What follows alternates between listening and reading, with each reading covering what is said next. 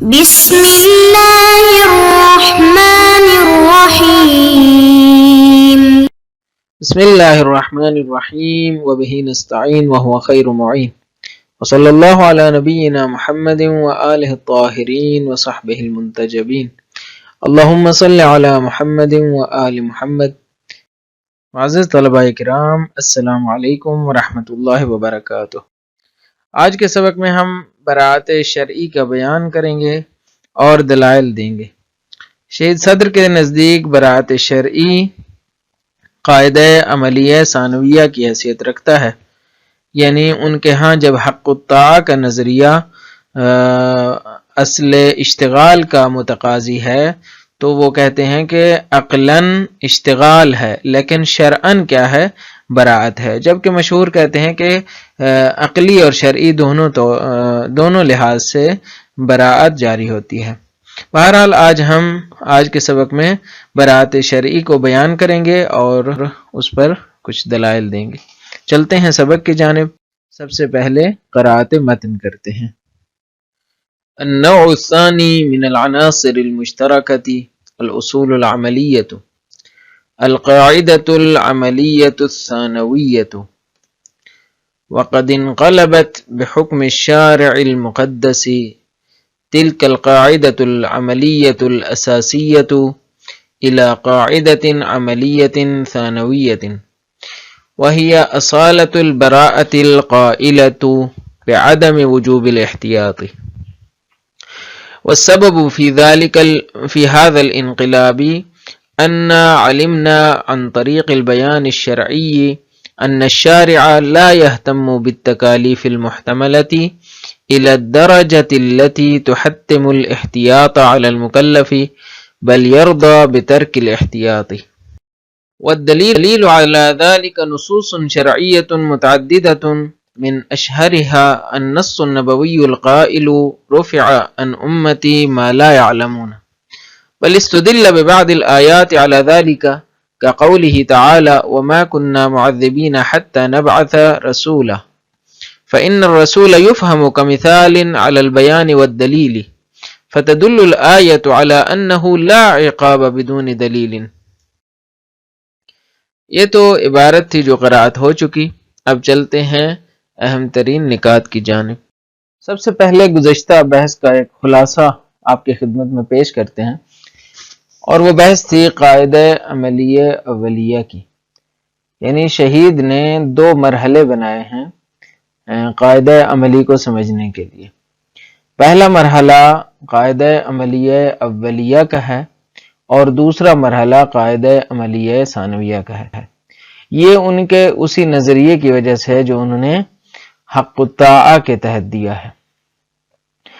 تو یہاں پہ شہید کا نظریہ یہ ہوا، گزشتہ مباحث میں بیان ہو چکا کہ شہید اصالت الاشتغال کے قائل ہیں۔ شہید کہتے ہیں کہ اولاً و بالذات عقل یہ تقاضا کرتی ہے کہ جہاں پہ مشکوک موارد ہوں، محتمل الوجوب یا محتمل الحرمہ ہوں، وہاں پہ اصل یہ ہے کہ اشتغال ہے، یعنی مکلف کا ذمہ مشغول ہے۔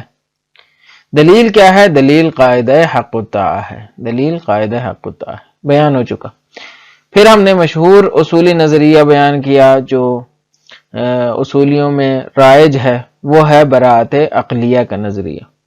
وہ کہتے ہیں کہ جہاں پہ تکلیف معلوم نہ ہو وہاں پہ کیا کرنی ہے؟ براءت جاری کرنی ہے۔ کیوں؟ اس لیے کہ قاعدہ قبح عقاب بلا بیان جاری کرتے ہیں، وہ کہتے ہیں عقاب بلا بیان قبیح ہے۔ یہ مباحث گزر گئیں، فقط ایک مرور اور خاکہ بیان کرنا مقصود تھا۔ اب چلتے ہیں آج کی بحث کی جانب، اور وہ ہے قاعدہ عملیہ ثانویہ کی بحث۔ قاعدہ عملیہ ثانویہ سے مراد شہید جو لے رہے ہیں، کیونکہ یہ شہید صدر کے نظریے کی وجہ سے ہوا ہے، وہ کہتے ہیں جو ہمارے پاس قاعدہ عملیہ اولیہ جو عقل نے دیا تھا اس کو بیان شرعی نے انقلاب کر دیا، منقلب کر دیا، انقلاب پیش آ گیا۔ تو یہ منقلب شدہ نظریہ ہے، منقلب شدہ۔ کہاں سے منقلب ہوا ہے؟ قاعدہ عملیہ اولیہ سے.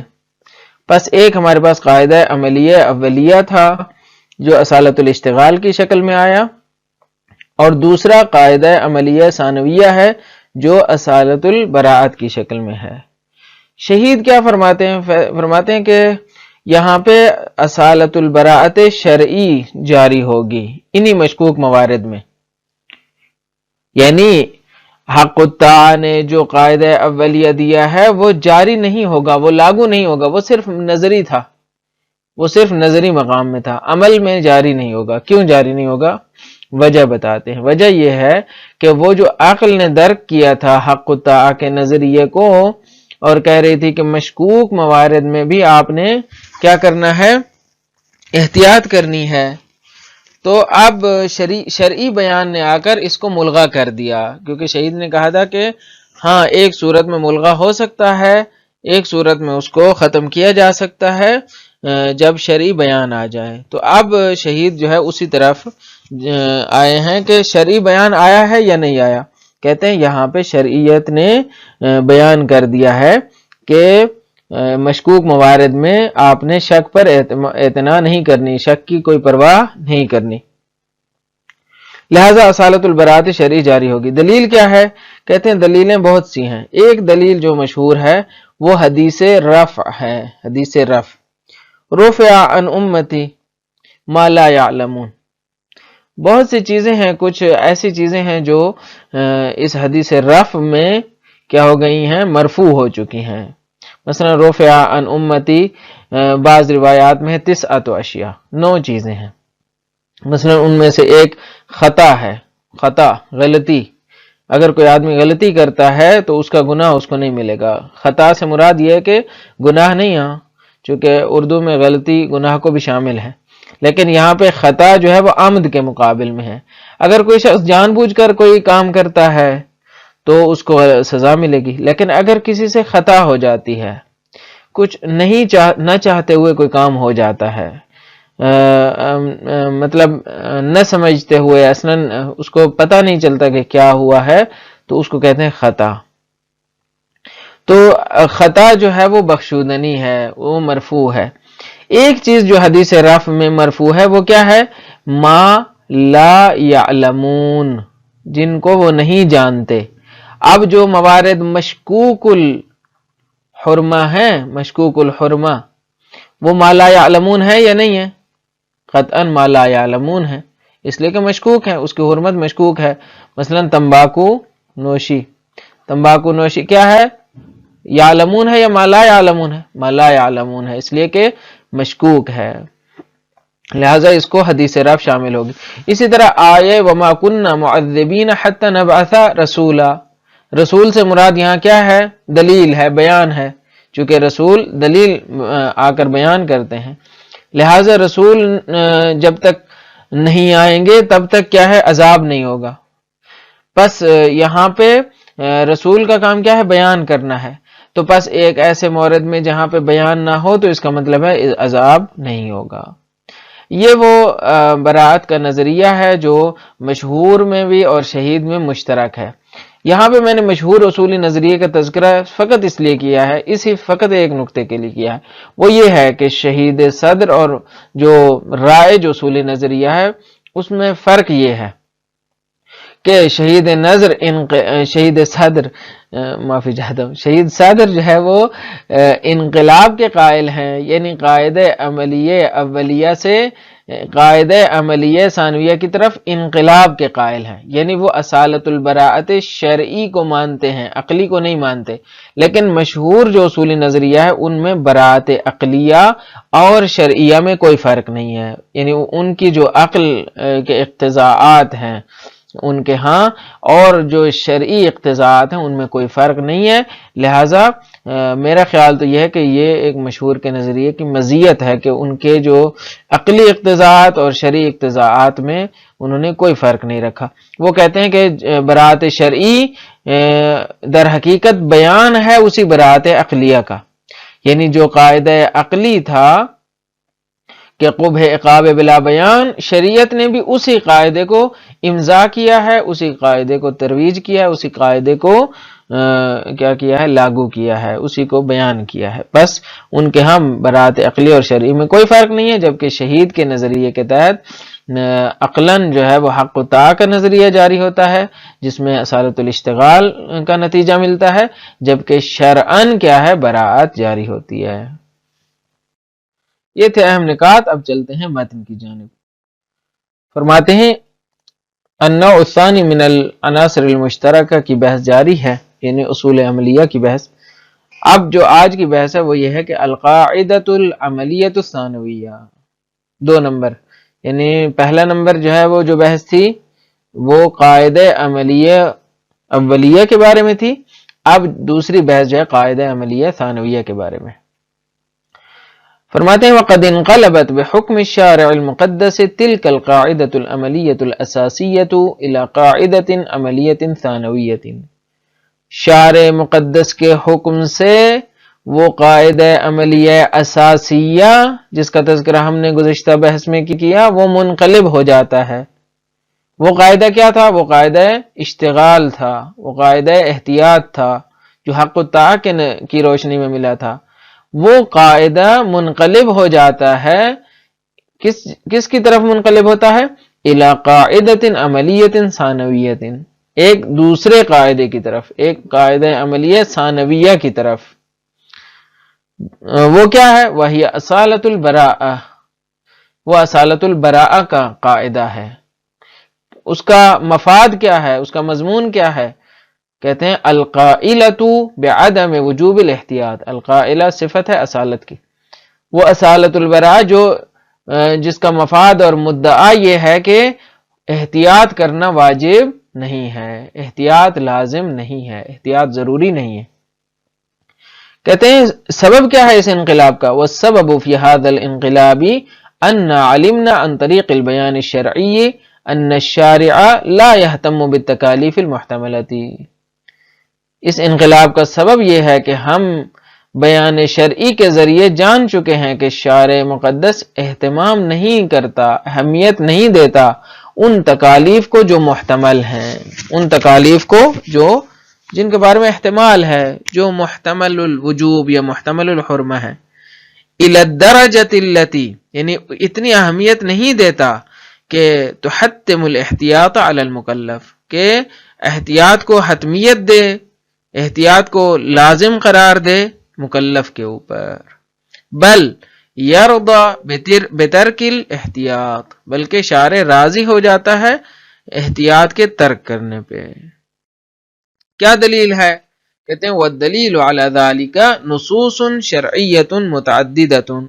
کہتے ہیں اس مطلب پر دلیلیں، یعنی اسی قاعدہ براعت پر دلیل بہت سی دلیلیں ہیں، نصوص شرعی متعدد ہیں، کئی ایک نصوص ہیں جو شریعت میں موجود ہیں. من اشہرہا، سب سے جو مشہور ترین نص ہے وہ کیا ہے؟ النص النبوی القائل رفع عن امتی ما لا يعلمون.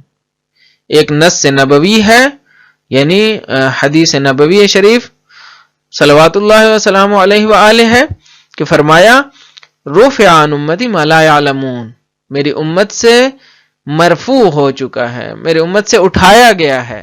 کیا؟ وہ کہ جو وہ نہیں جانتے، یعنی جس چیز کو نہیں جانتے وہ مرفوع ہے، وہ اس کے بارے میں ان سے سوال نہیں ہوگا.